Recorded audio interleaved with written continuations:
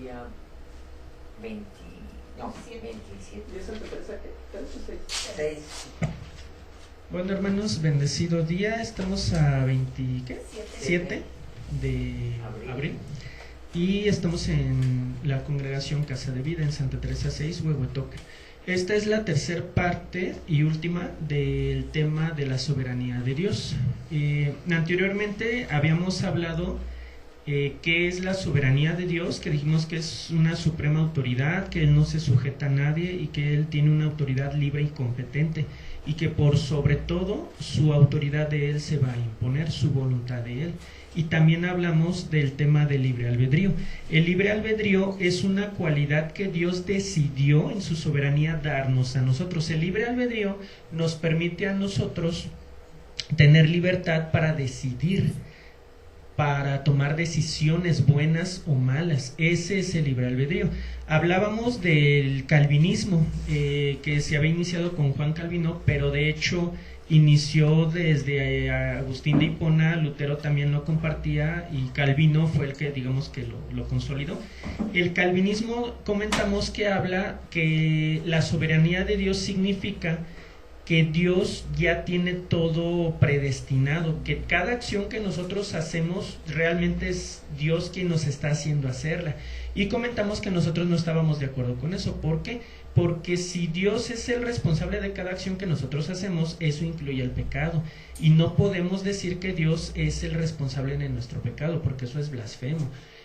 Sin embargo, el calvinismo, aunque niega que ellos declaran esto último, es inevitable concluir que así es, porque eso es lo que dicta el calvinismo, que no hay libre albedrío, aunque los calvinistas contemporáneos dicen que no, que habíamos dicho algo que se llama agencia dual, donde decía que Dios ya determinó todo, pero a pesar de que Dios determinó todo, nosotros tenemos libertad para elegir, lo cual es contradictorio, porque cuando hablamos de libre albedrío, dijimos que libre albedrío es tomar decisiones sin estar determinados. Entonces, de facto, aunque los calvinistas contemporáneos lo quieran defender, no, en el calvinismo no hay libre albedrío. En el calvinismo Dios es responsable de absolutamente todo, incluyendo el pecado. Y es lo que el calvinismo sostiene. Igual el calvinismo hablaba de la predestinación, que Dios ya eligió quién es salvo y no se puede negar a esa salvación, no la puede rechazar. Y a los que Dios no eligió, pues puedes decir que los descartó, que Él dijo, estos no van a ser salvos. Y aunque tú quieras hacerlo, si Dios ya decidió que no lo vas a hacer, no puede serlo, ya no puede serlo.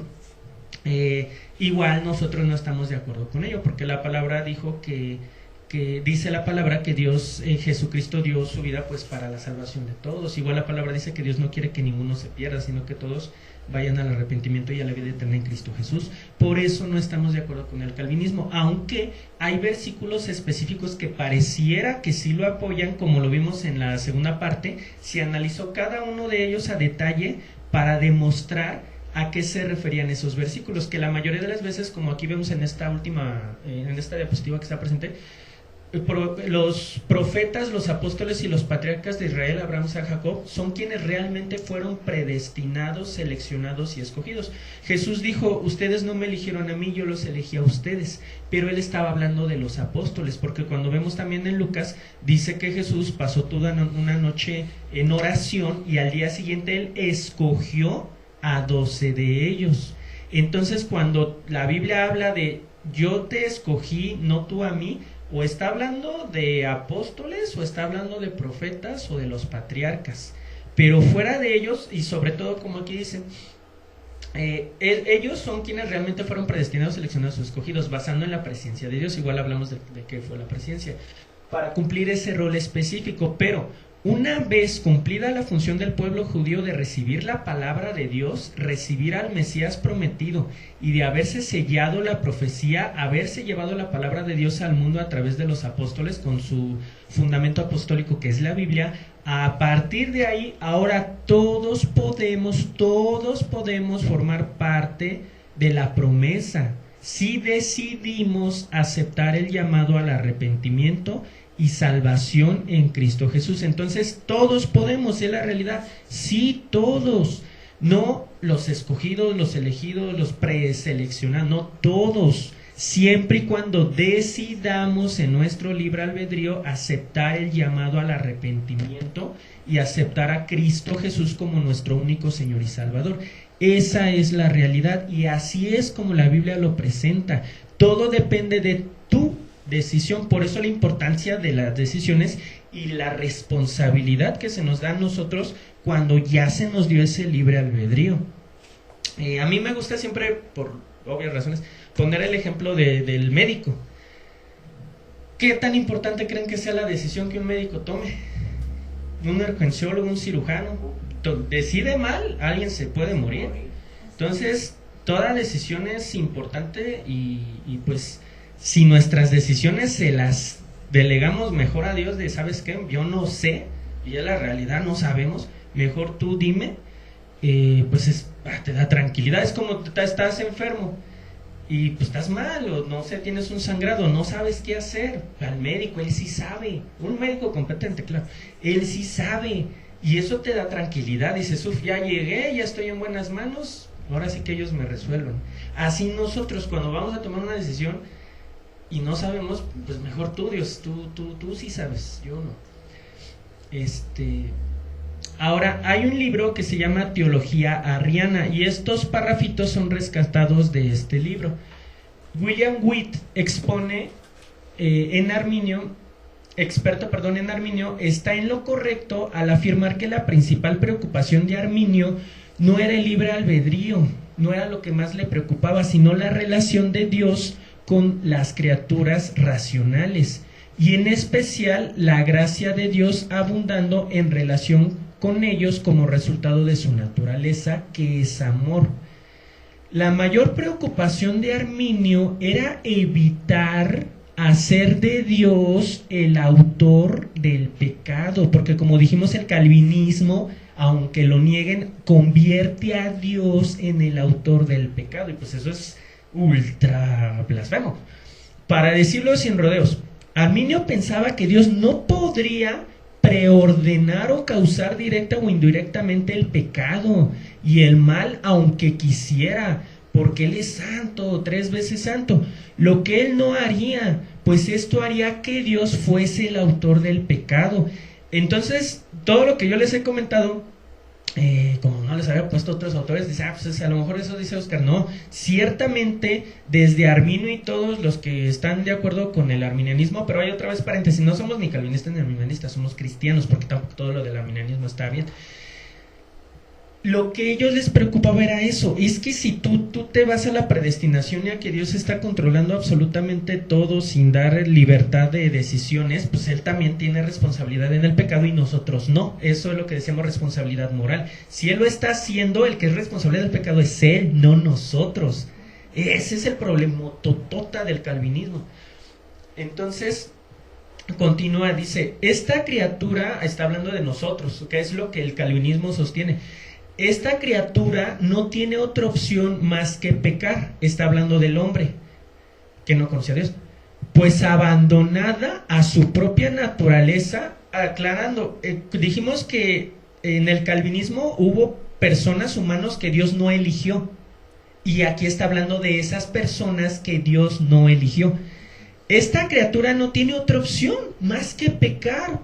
Pues abandonada, porque no le eligieron, a su propia naturaleza, una ley le es impuesta, que es imposible de ser cumplida por los poderes de su naturaleza, porque dijimos, Dios no lo eligió, no le da de su gracia, no le da de su espíritu, pues no puede dejar de pecar. Pero de acuerdo con el calvinismo, una ley imposible de ser cumplida por los poderes de su naturaleza le fue impuesta al hombre, abandonado a su propia naturaleza. Por tanto, el hombre abandonado a su propia naturaleza forzosamente pecó, porque no le dieron la salida para dejar de pecar, no le dieron la gracia. Y por consiguiente Dios, que dio esa ley y determinó dejar al hombre a su propia naturaleza, al quitar el poder para no pecar porque no lo eligieron, es la causa de que el hombre haya pecado. ¿Se entiende? Digamos, hay un pozo, un hoyo. Entonces, ellos están atrapados, 10 personas, ellos están atrapados en el hoyo. y Dios tiene una escalera, que sería Cristo Jesús y la gracia. Pero Dios, de acuerdo al calvinismo, Dios elige ponerle la escalera 5 y sacarlos. Y elige no darle la escalera a los otros 5. Entonces, ¿qué opción tienen los que están allá adentro si no les dieron la escalera? Pues no se pueden salir. Y si llega Dios y les dice, el que no se salga de ahí en 10 segundos se muere. O sea, no, ese es el meollo, el problema del calvinismo. No puedes juzgar a esos 5 que se quedaron allá adentro porque tú no les diste la opción de salir. Entonces, a eso se refiere, ese es el problemón del calvinismo. La irracionalidad, para no decir algo peor, de este argumento se presenta a primera vista, pues ¿qué puede ser considerado más injusto que Dios, al retirar su gracia restrictiva suficiente, pone a las criaturas bajo una necesidad fatal de pecar y luego las castiga por lo que no podían dejar de hacer? Otra vez el ejemplo, los castigo, yo les quité la escalera y los castigo por no salirse del hoyo. Si esto no es hacer al Dios autor del mal y ajustarlo con la más alta injusticia, entonces no sé qué es, dice el autor. Y si tal doctrina tan insultante a la naturaleza de Dios debe mantenerse, lo dejaremos al juicio del mundo. Y uno lo entiende porque se analizó de cabeza a pies, pero la realidad, y si ustedes investigan, es que la inmensa mayoría de cristianos, de predicadores y pesados, de nombre pesado, son calvinistas. Y yo digo, ay, no inventes.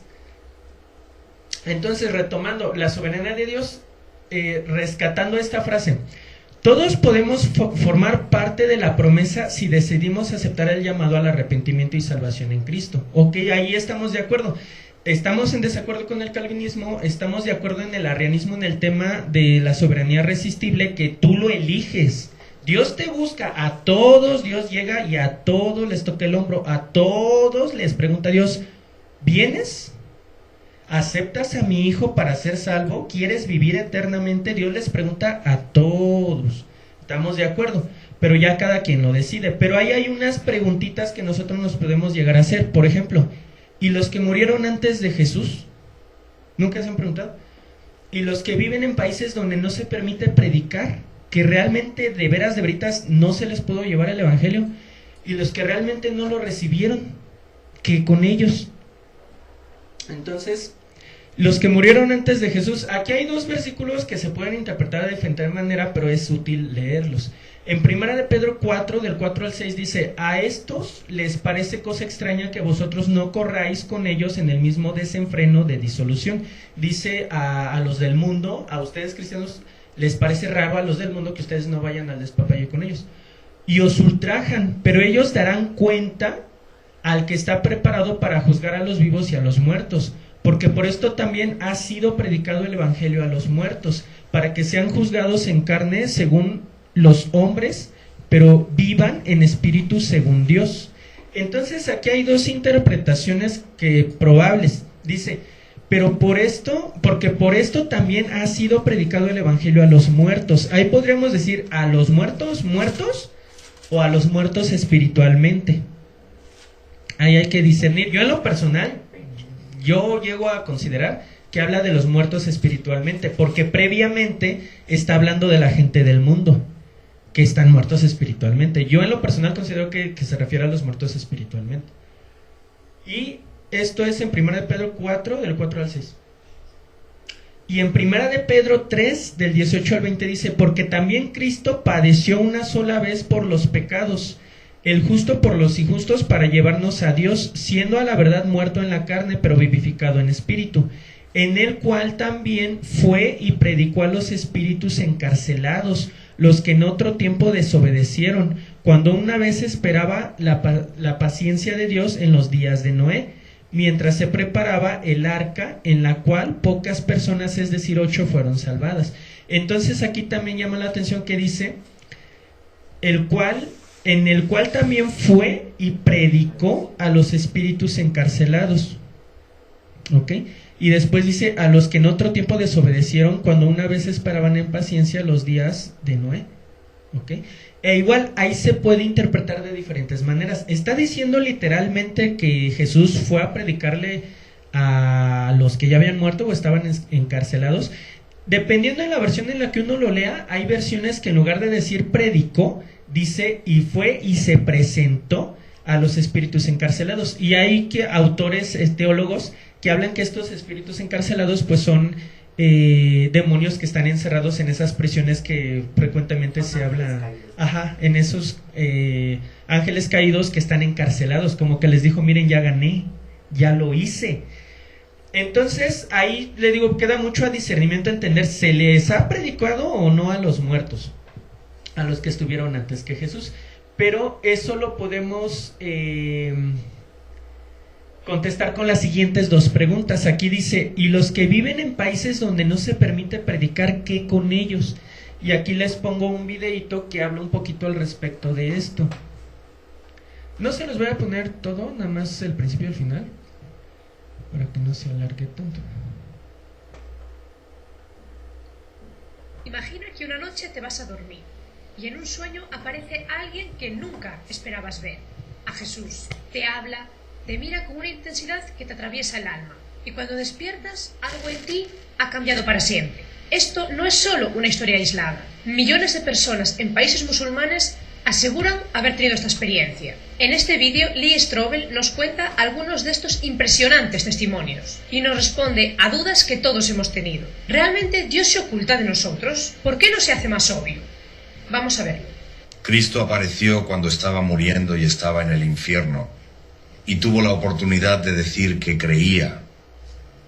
Sí, aquí está mi duda sobre eso, porque conozco la historia de Howard y tiene... Bueno, ahorita tantito les complemento con otro videito, que es este. Porque este está un poquito largo, pero este es un I deserve death. At that moment, I felt a touch on my left shoulder and a voice that says, I forgive you. And,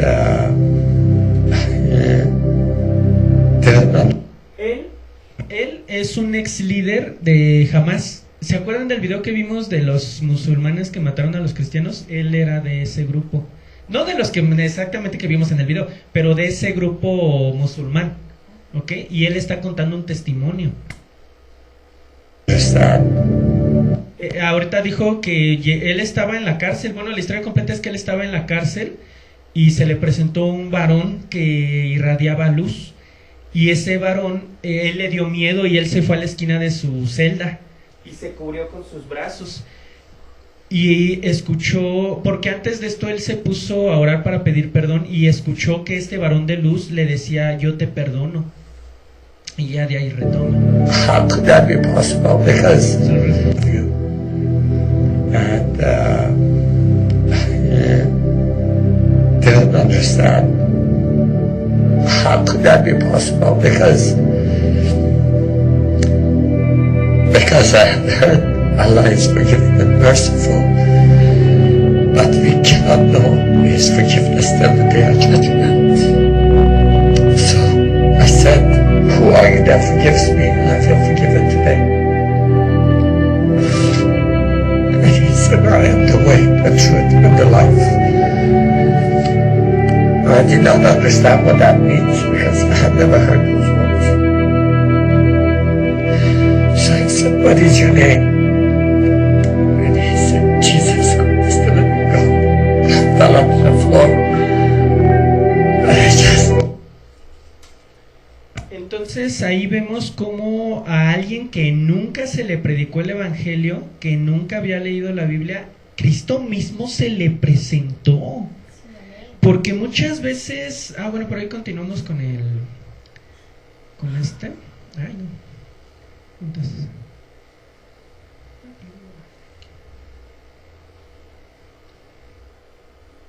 Imagina que una noche te... Solo es al que quiero responder. Nos sorprenderemos al ver Es al que quiero responder. misericordia Y que resucitó de entre los muertos. Los datos históricos que me convencieron de que no solo afirmó ser el Hijo de Dios, sino que lo demostró regresando de la muerte. Y miro eso y digo, por eso puedo confiar en que Jesús es quien dijo ser. Así que digo que su mensaje es al que quiero responder. Este vídeo me ha impactado mucho. Es realmente sorprendente y bastante difícil de creer. Millones de musulmanes viendo a Jesús en sueños. Pero cuando lo pienso, me doy cuenta de algo increíble. El mismo Dios que nos dio la vida, que vino al mundo para redimirnos, sigue mostrando su infinita misericordia, revelándose a tantas personas. Y esto me lleva a una reflexión. ¿Cuántas gracias recibimos sin darnos cuenta? Estoy convencida que cuando muramos nos sorprenderemos al ver cuántas veces Dios intentó revelarse a nosotros. Y esto me hace reflexionar sobre una pregunta que escucho millones de veces. ¿Por qué Dios no se hace más obvio? ¿Por qué se oculta? Pero creo que la cuestión no es que el sol no brille, sino que nosotros mismos hemos creado un muro que nos impide verlo. Lo digo por experiencia propia. Yo antes tenía una visión completamente atea y materialista del mundo. Creía que la única forma de comprender todo lo que nos rodea era a través de la razón y de la ciencia. Y aún así, Dios se fue mostrando en mi vida, poco a poco, con mucha paciencia y con pequeñas gracias. Y en ese momento yo tenía dos opciones. Podía atrincherarme en mi visión del mundo, levantar un muro más alto y estar ignorando todo lo que ocurría. O podría abrirme a la posibilidad de estar equivocada. Aceptar la verdad de Dios puede dar miedo, porque eso significa que hemos estado ciegos. Pero cuando nos abrimos realmente a Él, vemos que nos inunda un río de gracia y que siempre estuvo ahí, esperando a que lo aceptáramos. Dios no se esconde, somos nosotros los que levantamos los muros que nos impiden verlo. Y por eso me impacta tanto cómo Jesús se presenta en sueños a personas que nunca han tenido la gran suerte de leer el Evangelio. Es el buen pastor buscando sus ovejas perdidas. Y escuchar estos testimonios y estas experiencias realmente me encanta, porque muchas veces a muchas personas les surge una gran duda al acercarse al cristianismo. ¿Qué pasa con quienes nunca han oído hablar de Jesús? Y cuando veo estos testimonios, la respuesta cada vez es más clara. Preocupémonos por quienes han recibido el mensaje, lo han leído y han decidido voluntariamente rechazarlo. Porque los que nunca han oído hablar de él, ya vemos que el mismo Jesús se encarga de hacerles llevar el mensaje. Y esto me lleva a dirigirme a ti directamente. Si estás viendo este vídeo y no eres cristiano, te animo a que te abras por fin a la gracia de Dios. Tal vez este vídeo es una de esas gracias que Él te está dando para revelarse a ti. Busca sinceramente, abre tu corazón y permite que Dios se acerque a ti. Y sobre todo, deja que Dios transforme tu vida. Mi recomendación es muy simple. Abre el Evangelio y léelo sin ningún prejuicio. Déjate interpelar y permite que Dios actúe en tu corazón. Espero realmente que te haya gustado este vídeo. Por aquí te dejo otro vídeo de Lee Strobel donde aporta evidencias sólidas sobre que Jesús realmente resucitó. Es un vídeo fascinante, te lo recomiendo. Muchas gracias por vernos y nos vemos en el siguiente vídeo.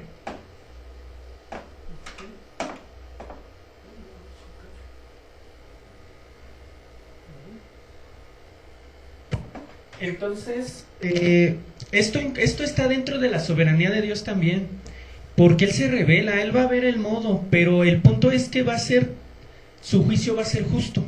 A nadie va a poder decir en el día del juicio, es que yo no te conocí, es que yo no sabía, es que nadie me habló. Hasta Jesús mismo se revela directamente y son testimonios, como dice, son difíciles de creer, pero para los que vivimos con fe, que sí, todo hay que discernirlo, porque no va a faltar, no, se me presentó la Virgen y brilló. Hay que discernirlo, pero Dios lo puede hacer, es Dios, es soberano. Si dice, oye, mira, Él tiene un corazón dispuesto, ahí le voy. Nunca le han hablado del Evangelio, ahí le voy yo, en presencia. ¿Puedo hacerlo? Puedo hacerlo. Pero también uno diría, ¿y por qué no a todos se nos presenta así?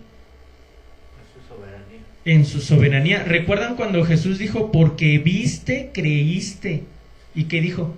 Bienaventurados los que no vieron y creyeron. Eso es fe, creer aún en lo que no vemos. ¿A quiénes se refiere? No vieron y creyeron, nosotros. Ya, salvo que a alguien se le haya presentado a Cristo igual personalmente, gloria a Dios. Pero aunque a mí no se me presente en toda mi vida personalmente, o que no lo oiga audiblemente, no lo necesito. Yo creo que esto es real, que Cristo es real. Yo creo en Dios porque, aunque no se me presenta físicamente, pues por todos los hechos en el área de la apologética, digo, no inventes. Antes yo pensaba, es inverosímil. Inverosímil es como decir súper increíble. Creer que Jesús resucitó, caminó sobre el agua, resucitó muertos, pero viendo todos los hechos, la realidad en apologética, en historia, ahora considero que es inverosímil por mil decir que Dios no es real, decir que Cristo no es real. Es imposible que alguien que conozca los hechos, que se haya metido a buscar, a estudiar, no pueda creer que Dios realmente es real y creer que esto es coincidencia. Por eso, como ya hemos llegado a comentar, la gente de ciencia, la gente que sí es de ciencia es teísta. Los ateos no son de ciencia, por eso ateos de ciencia, son bien poquitos. Y teístas de ciencia son la inmensa mayoría, más del 95-98%, ¿vale?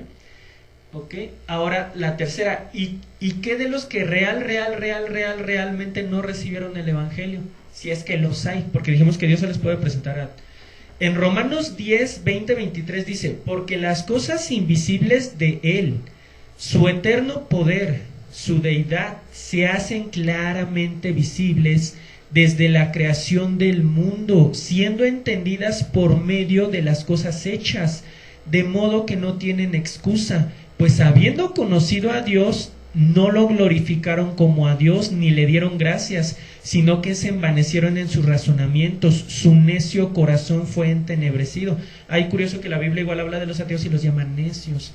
Profesando ser sabios, se hicieron necios y cambiaron la gloria de Dios incorruptible en semejanza de imagen de hombre corruptible, de aves, de cuadrúpedos y de reptiles. Entonces aquí dice, Dios es evidente su existencia a través de toda su creación, a través de todo lo que ves. Yo no puedo tener una computadora aquí y decir, se hizo sola, es pura coincidencia. Aquí no se necesita intelecto de ningún tipo para hacer esta computadora. Obviamente es ridículo, las computadoras no se hacen solas. Si la computadora obligatoriamente necesita alguien que la haga, el mundo, el universo, el cosmos, que es infinitamente mucho más complejo, tiene un diseño físico específico que es el ajuste fino, tiene un diseño matemático previo a su desarrollo, que es la aplicabilidad de las matemáticas. ¿Cómo puedo yo decir que no lo hizo nadie? Es ridículo. Dios se muestra en su creación, en la maravillosa creación que hay. Por eso es importante cuando dice,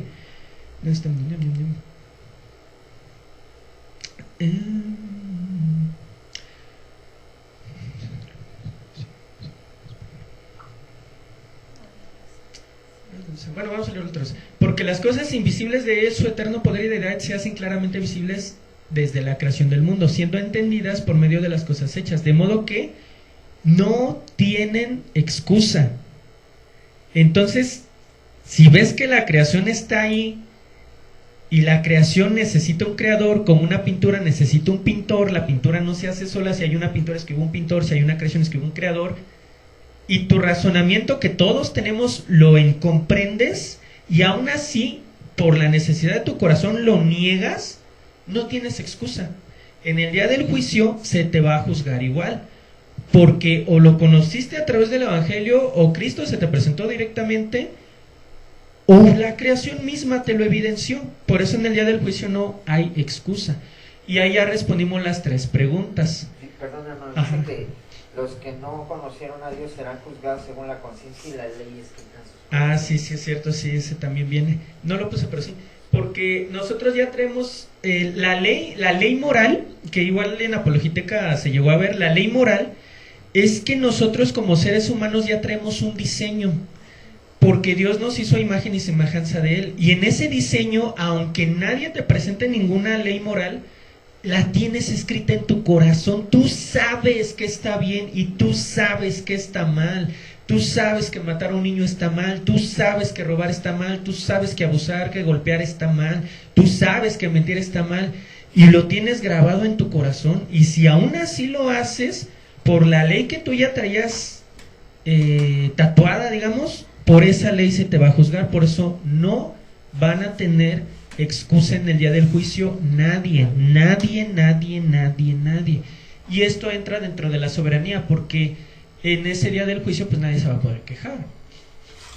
Si fuera del calvinismo, sí, vamos a quejarnos, pero ya dijimos que no. Una vez recibido el Evangelio, todo hombre en la tierra tiene la libertad de aceptar la salvación de Dios a través de Jesucristo o rechazarla. Quienes la acepten, sabiendo Dios que así sería en su presencia, porque dijimos Él ve presente, pasado y futuro. Si tú en 10 años lo vas a aceptar, Él ya sabe, y lo tome en cuenta en tu hoy. Te puede ir cuidando hasta esos 10 años, a lo mejor lo aceptas y al otro día te mueres, pero Él va a hacer que llegues hasta el día que lo vas a aceptar, porque Él sabe que lo vas a aceptar. En el caso opuesto, sabe que no lo vas a aceptar, pues no tendría, te puede usar de la manera igual que él considere, pero no tendría por qué alargar tanto tu vida si él sabe que no lo vas a aceptar. Entonces, quienes lo aceptan sabiendo Dios que ya lo iban a aceptar, Dios puede guardarlos desde el principio de sus días para su propósito. Y a quien no lo acepte, sabiendo Dios igual en su presencia que no lo iban a aceptar, Dios aún así en su soberanía los puede usar para cumplir también sus propósitos, porque Él es soberano. O sea, Él no te está obligando a aceptarlo o no aceptarlo, pero Él te va a usar sabiendo que lo aceptaste o no lo aceptaste. Como lo hizo con Faraón, endureciendo un corazón que ya de por sí estaba duro. ¿Se acuerdan cuando leímos que decía el Faraón tenía su corazón endurecido? Y después Dios lo endureció más para cumplir su propósito. ¿Ok?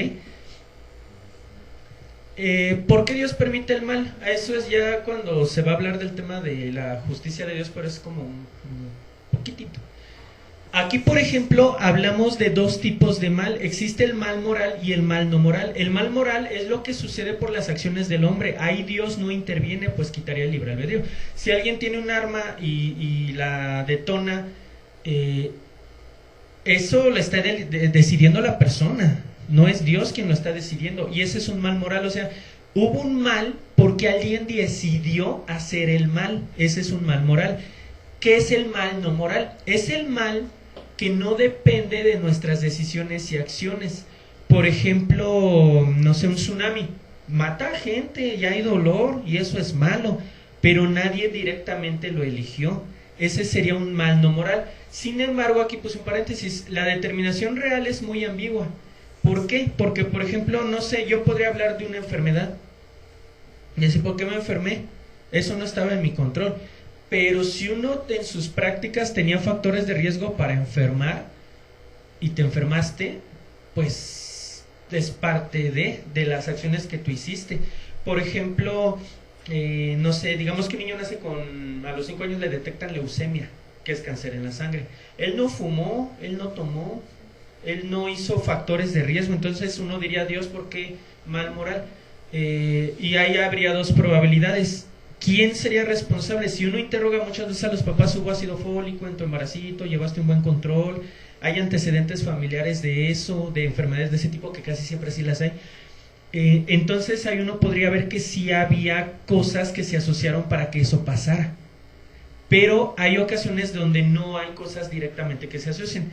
Dice, nuestro entendimiento comparado con el entendimiento de Dios es sumamente limitado. Su conocimiento, visión del tiempo y realidad trascienden mucho más allá de nuestro entendimiento. Ejemplo del médico. Ok, digamos yo, humanito, imperfecto, pecador, le digo a Dios, a ver Dios, es un ejemplo, ¿por qué mandaste ese tsunami? ¿Por qué murió la gente? Pues no tienes tú el control de todo, tú estás mal. ¿Por qué pongo el ejemplo del médico? Llega un paciente a consulta, tiene un dolor abdominal y el médico le dice, ¿sabes qué? Tienes que entrar en quirófano ya, te vamos a abrir, te vamos a manosear. Y él diría, no, espérate, ¿qué te pasa? Estás loco. Pero el médico sabe que su padecimiento, no sé, a lo mejor es una apendicitis. Y el médico sabe que si no haces esa cirugía ya se puede morir. Él sabe porque él tiene conocimiento de lo que está haciendo. Entonces tú como paciente difícilmente puedes cuestionar lo que el médico está diciendo porque tú totalmente desconoces. Si ese paciente en su ignorancia dice, ¿sabes qué? Yo no quiero que me operes, tú estás mal. Va, se le revienta el apéndice, le da sepsis, que es infección diseminada en todo el cuerpo y se muere. Pero porque él tomó una decisión en desconocimiento y en ignorancia. En el ejemplo del médico, algo que sí estaría justificado sería una segunda opinión con otro médico. Ese sí está bien, porque no nada más hay un médico. Pero en el tema de Dios no. Dios solo hay uno. Y él tiene todo el conocimiento. Entonces yo no puedo cuestionar a Dios. Yo necesitaría, acá como dice abajo, tendríamos que ser omniscientes para poder cuestionar a Dios. O sea, yo tendría que saberlo todo igual que Él para poderlo cuestionar a Él. Por ejemplo, si yo soy médico, yo podría cuestionar a otro médico, sí, porque tenemos el conocimiento y a lo mejor uno puede sacar al error al otro y no tenía, pero porque tenemos el mismo conocimiento. Pero para cuestionar a Dios tendrías que tener su omnisciencia también, o sea, su conocimiento. Y ahí hay que entender algo súper importante. La muerte no es el final. Para Dios la muerte no es un problema. ¿Saben qué ejemplo me gustaba a mí mucho? El hijo de David. El hijo de David murió por el pecado de su papá. Y uno diría, ¿y el hijo qué culpa tenía? ¿Por qué la ha de sufrir? Yo, por ejemplo, si a un niño le digo, ¿sabes qué, chiquito? Te voy a inyectar, igual a un niño con apendicitis, te voy a inyectar tu mano, te voy a meter unas agujas, te voy a meter a esa sala fría, en esa plancha de metal, y te voy a abrir tu pancita con un cuchillo, y voy a meter mis manitas. ¿Qué reacción va a tener él? Pues le va a dar miedo, porque dice, esto es malo, y obvio, pues duele. Esto, el piquete, obviamente la cirugía sería con anestesia, esto duele, esto está mal, pero no se da cuenta porque no tiene el conocimiento que es por su bien. Ahora, para Dios la muerte no es un problema, hay resurrección. ¿Ese qué creen que sea del hijo de David? ¿Creen que esté en la resurrección? Obviamente, gloria a Dios. Entonces, ese es el problema, porque nosotros no lo vemos como Dios lo ve. Para Él la muerte no es un problema, el propósito de Dios es la salvación. Para nosotros lo correcto, es que quiero tener una vida muy, muy larga, muchos hijitos, sin problemas y que todo me vaya bien. Y para Dios dice, todo eso es secundario. Aquí lo importante contigo es que seas salvo. Y lo que no hagas aquí lo haces allá. Y es eterno. ¿De qué te preocupa? Luego la gente dice, no, es que hay que salir, vida, nada más ayunes y acá. Lo que no hagas aquí lo vas a hacer allá. Si lo que aquí se te hace bonito, ¿cómo crees que esté allá? Entonces la muerte no es un problema. Si hay muertes, si hay un tsunami, un terremoto, no podemos cuestionar a Dios realmente. Él sabe el por qué. Yo les doy mi testimonio, ya se los he dicho. Yo cuestioné a Dios cuando murió mi mamá. Yo le dije, ¿por qué? Si ella era buena. ¿Por qué enfermó? Si ella era buena. Pero no me di cuenta que a través de esa enfermedad fue que ella aceptó a Dios. Fue a través de esa enfermedad. Entonces yo hoy en día le llego a decir a Dios, Dios, gracias por la enfermedad que le mandaste, gracias porque ella falleció, y gracias porque fue salva, y gracias porque la resurrección la voy a volver a ver. Gracias, gracias. Y antes no, por mi desconocimiento yo cuestionaba. Entonces hay que entenderlo, Él es Dios, no podemos cuestionarlo. Podemos decirle, ¿sabes qué, Dios? Esto me dolió, ¿sabes qué, Dios? Con humildad, con amor. Pero cuestionarlo no. Y es algo humano, y todos sin excepción hemos llegado a decirle a Dios ¿por qué? ¿Por qué? Pero pues es que por eso, porque somos humanitos. Conclusión: la soberanía de Dios y el libre albedrío humano son conceptos bíblicos que se relacionan y son compatibles. Entonces, ya entendiendo, la soberanía de Dios se refiere a que Dios es el Señor de la creación y tiene autoridad sobre todas las cosas, autoridad total. Dios es absolutamente independiente y no está sujeto a nadie. Es autoridad total, Él no le rinde cuentas a nadie. Dios es soberano porque Él es el responsable de establecer y hacer cumplir las leyes, tanto morales como físicas en el universo, que rigen la vida, así como el hacer prevalecer su voluntad. Dios en su soberanía decidió, y eso es lo que hace compatible el libre albedrío con Dios, que Dios decidió en su soberanía dar libre albedrío al hombre, pero esto al hombre le da responsabilidad moral. Y el libre albedrío es la capacidad del humano, es la capacidad de poder tomar decisiones propias y libres sin estar determinado. Los seres humanos son plenamente responsables de sus actos y de sus decisiones. Toda decisión tiene consecuencias, todas, buenas o malas, pero todas tienen consecuencias. Esto es responsabilidad moral. Si yo en mi trabajo la riego, va a haber consecuencias. Si yo no estoy preparado para hacer mi actuar, va a haber consecuencias. Por eso cada decisión uno la tiene que tomar con mucho cuidado. Los seres humanos escogen aquello que le es más deseable, pues son gobernados por sus deseos. Ese es el humano. O sea, ¿qué quiere tu carne? Es que yo quiero esto, es que yo quiero, y eso es el humano que vive gobernado por sus deseos. En Romanos dice, miserable de mí, que yo quiero hacer lo bueno, pero mi carne no me deja. Pero Cristo nos da la salida. Ya no somos esclavos de nuestros deseos, de nuestros gustos, de lo que nosotros queremos hacer. Hacemos lo que Dios dice que hagamos. Cuando Dios hace el llamado al arrepentimiento por medio de su gracia, el hombre es plenamente libre de aceptarlo o rechazarlo. O sea, sí, en el libre albedrío nosotros podemos aceptar o rechazar. Nadie nos está obligando a nada, en nada. Dios orquesta soberanamente su plan mientras respeta la libertad humana. Dios tiene un plan y el humano peca. ¿Afecta el plan? Sí, no se va a hacer como originalmente se tenía que hacer, pero se va a hacer. Si no hubiera habido pecado, el plan no hubiera sido perfecto, estaríamos todos en el cielo y sin problema. Pero como hubo pecado de Adán y de nosotros, afectamos el plan, pero aún así Dios dice, pues se va a hacer como yo dije que se va a hacer, de una de otra manera, pero se va a hacer como yo dije que se va a hacer, a través de Cristo, pero se va a hacer. Es eso, Dios orquesta su plan a pesar de todo. Dios, aquí hay que entender otra cosa, sí dirige a las personas de manera predeterminada una vez que ellos eligen actuar de acuerdo a la voluntad de Dios. Es decir, ¿tengo libertad de decidir? Sí. ¿Puedo decir entre el bien y el mal? Sí. Ok, yo en mi libertad decido sujetarme a Dios. Yo en mi libre albedrío me sujeto. Ahora, a partir de ahí, ahora sí, Dios me va a ayudar con todas las decisiones. No las voy a tomar yo, va a ser Dios. Pero yo sigo siendo libre porque yo en mi libre albedrío decidí sujetarme a Él, a su autoridad. Y voy calmado, voy tranquilo, voy feliz, porque qué mejor decisión que sujetarse a su autoridad de Él. No hay pierde. ¿Va a haber problemas? Sí, como todos, estamos en un mundo caído, pero al final va a obrar para bien. Eso es lo que hay que entender al final. A quien ama a Dios, todo obra para bien. Ahora, considera que Dios es soberano y no podemos debatir con Él.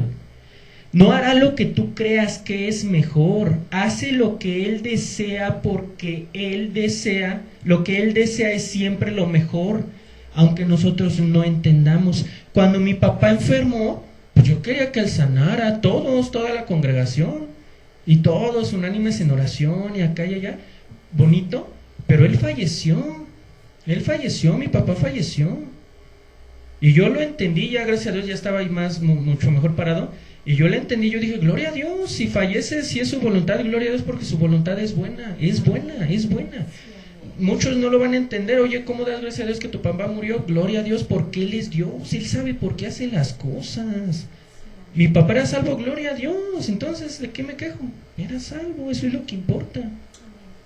En Isaías 55:8-9 dice, porque mis pensamientos no son vuestros pensamientos, ni vuestros caminos mis caminos, dijo Jehová. Como son más altos los cielos que la tierra, así son mis caminos más altos que vuestros caminos, y mis pensamientos más que vuestros pensamientos. O sea, Él está muy, muy lejos de lo que nosotros representamos.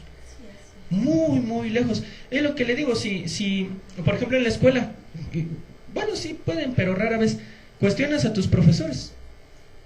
Oiga, profe, ¿por qué? Oiga, profe, ¿por qué? No, ¿por qué? Porque Él es el profesor y sabe. Ok, los puedes cuestionar. Bueno, si tú sabes que algún error en humildad, en amor, sí podrías.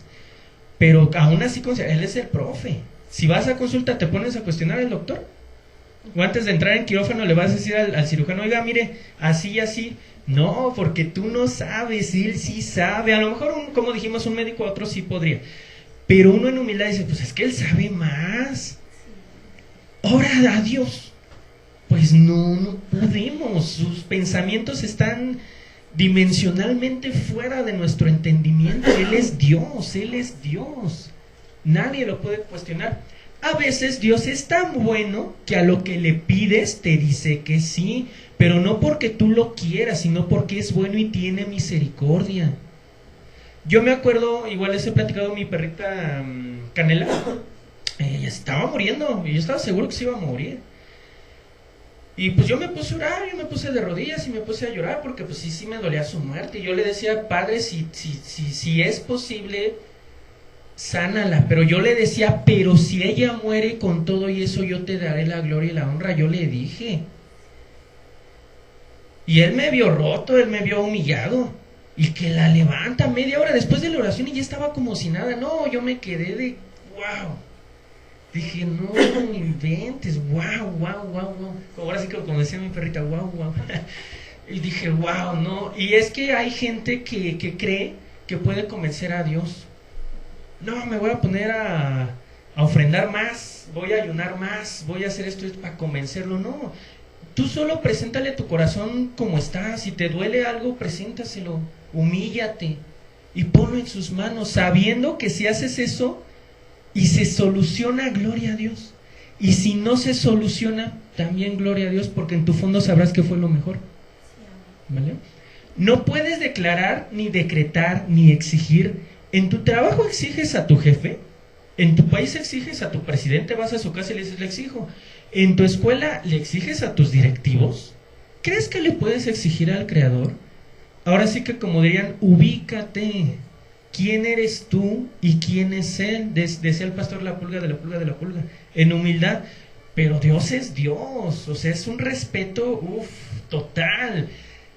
Si respetas a tus profesores, a Dios muchísimo más. Si respetas a tu jefe en tu trabajo, a Dios muchísimo más, porque Él es Dios. Si respetas a tu mamá, a tu papá, a Dios ultra mega muchísimo más, porque Él es Dios. ¿Quién merece más respeto y honra que Él? Nadie. Esta frase es fuerte. El bastardo protesta, pero el hijo obedece. Somos hijos, hay que obedecer. Él es Dios, yo soy hijo. Él pide, y aunque yo no entienda, aunque a mí me duela, aunque yo no quiera, obedezco, porque Él es Dios y yo soy su hijo. Abraham no protestó, a Abraham le pidieron su hijo. A lo que más amaba en el mundo después de Dios, Dios se lo pidió. Por eso se le llama el padre de la fe, porque él tuvo fe en Dios y no se lo negó, él no protestó. José no protestó. ¿Cuándo vieron a José en el hoyo quejándose, o cuando era esclavo quejándose, o en la cárcel quejándose?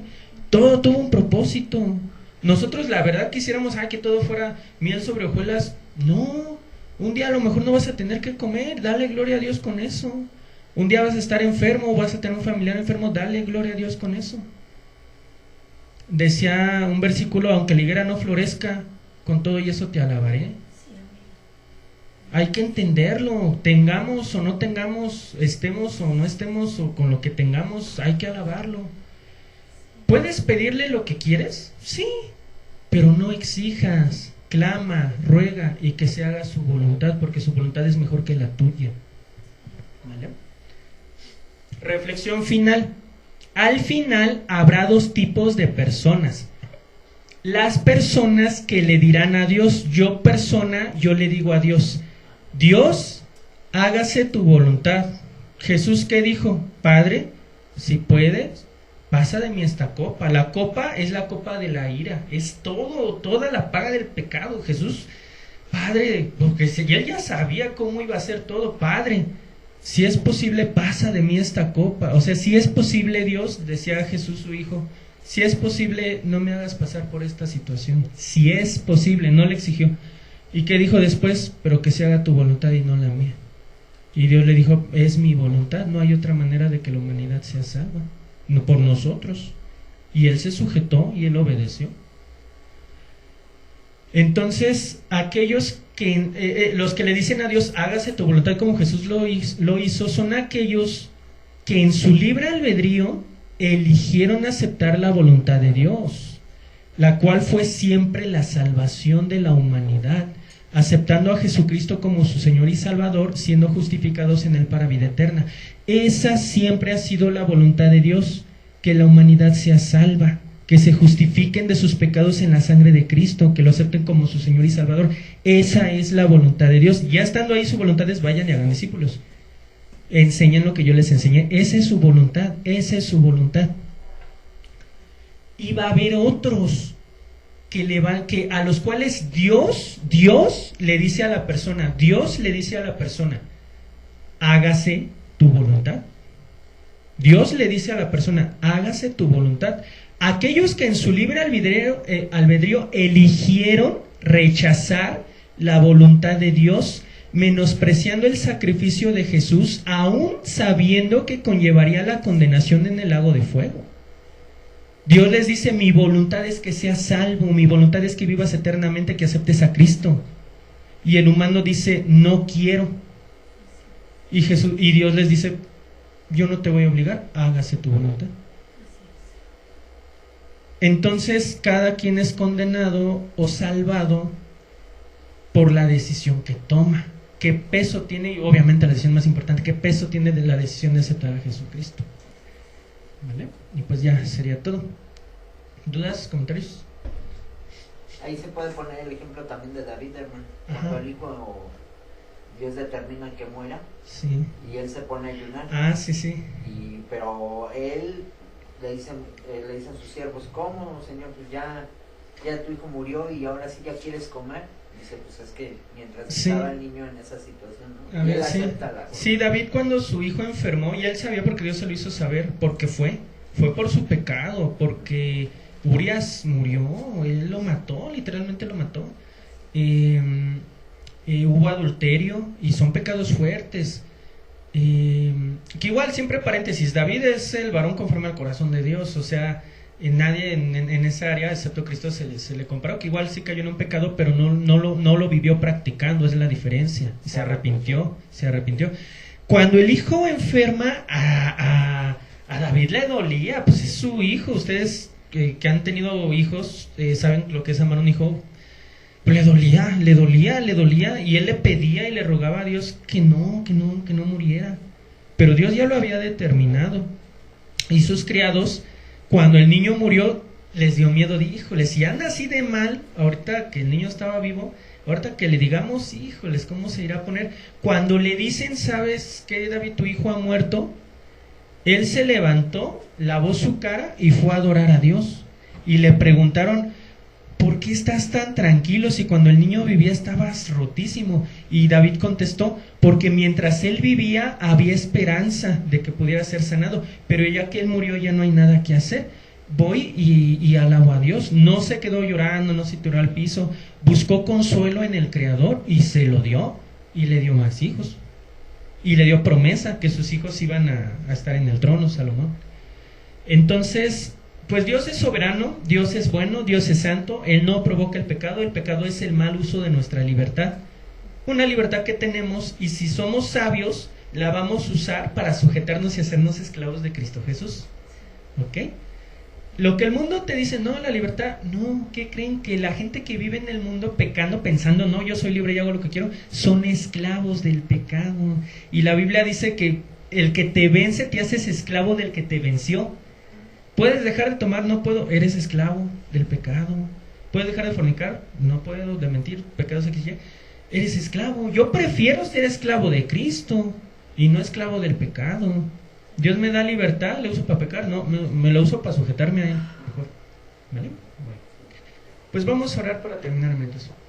Padre, te damos gracias por esta enseñanza. Gracias, Padre, porque pues reconocemos que tu voluntad es buena, que tu voluntad siempre desde el tiempo de la creación ha sido amarnos. Tu voluntad es que estemos contigo en la eternidad.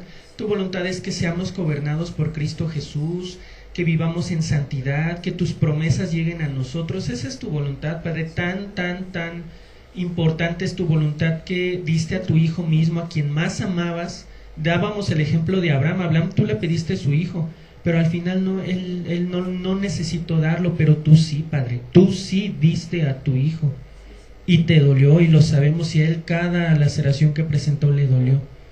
Y nosotros te damos gracias, Padre, porque fue un precio muy alto que tuvo que pagar nuestro Señor Jesucristo, y tú mismo al dar a tu hijo para nuestra salvación. Y te damos gracias, Padre, porque pusiste el medio, pusiste el camino para llegar a ti. Glorificamos por ello tu bendito y santo nombre, y glorificamos el nombre de nuestro Señor Jesucristo, porque por Él somos salvos. Te damos gracias, Padre, porque nos das a entender que sí hay responsabilidad moral en nuestras decisiones, que no hay predestinación directa, sino que depende de la decisión que nosotros tomemos.